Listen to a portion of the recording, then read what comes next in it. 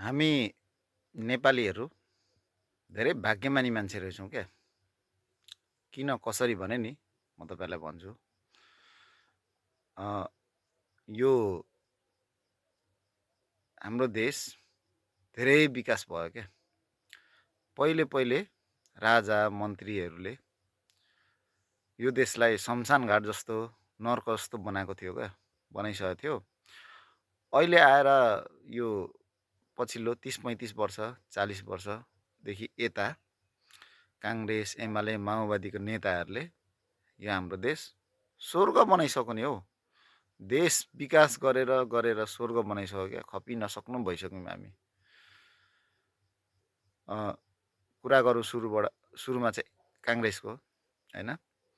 उहाँ शेरबहादुर देउवाले आम्मामा विकास गरेको कति हो कति बाबा हो, त्यो मुखले भनेर भनि नसक्नु क्या।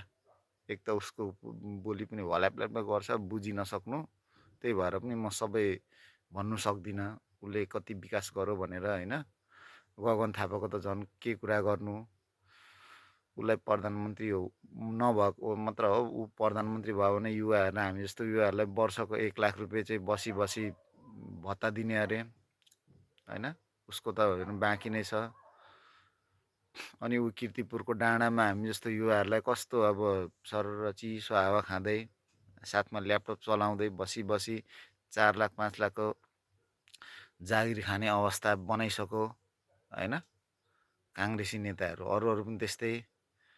माओवादीको कुरा गरौँ, आमा प्रचण्डले आमा यो देशलाई स्विजरल्यान्ड सिङ्गापुर बनाइसक्यो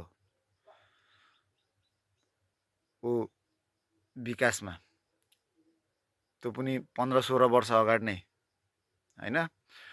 अनि आर्थिक स्थिति त झन् हाम्रो, आर्थिक वृद्धि त झन् हाम्रो देश त उसले त एसियाको चाहिँ पहिलो नम्बरमा ल्याइसक्यो उसले 16-17 वर्ष अगाडि माओवादीको।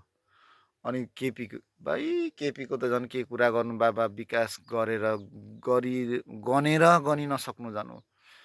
संसारको ठुल्ठुलो नेताहरूले त खास त अब केपीको ऊबाट सिकेको हो विकास गर्नु। केपीले विकास गरेको देखेर सी जिङपिङ भयो, भ्लादिमिर पुटिन भयो, किम जोङ भयो, उता ऊ हाम्रो डोनु काका भयो, डोनाल्ड ट्रम्प, उहाँले केपीबाट सिकेको रहेछ। केपीले हेर्नु त कस्तो असम्भव कुराहरू सम्भव बनाइदिएको छ। हाम्रो देशमा समुद्र छैन, पानी जहाज कुदाइदिएको छ। उहाँ सेटेलाइट, आफ्नै सेटेलाइट अरे, 4G नेट अरे, घर घरमा ग्यास पाइप ल्याइदिएको छ। अघि ग्यास पाइप फुटेर यसो गनाउँदै थियो, रिपेयर गर, मैले त आफै रिपेयर गरेँ, बोलाइनँ केपीको मान्छेहरू। पैसा खर्च हुन्छ किन भनेर बोलाइनँ।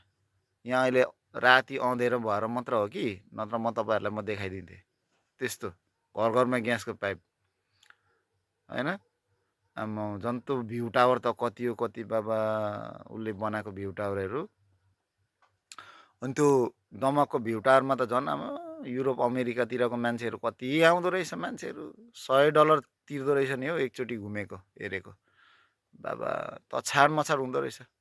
अस्ति चाहिँ अमेरिकाको 4जना लडी मरेछ त्यहाँबाट, चाइनाकै 4जना लडी मरेछ, त्यस्तो मान्छे धेर भएर क्या। कति राजस्व उठ्दो हो त, कति उठ्दो हो त त्यहाँ भ्यू टावरबाट, दमकको भ्यू टावरबाट पा।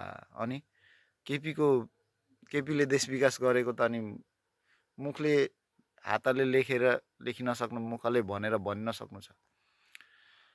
अनि हामी थोरै भाग्यमानी रहेछौँ त।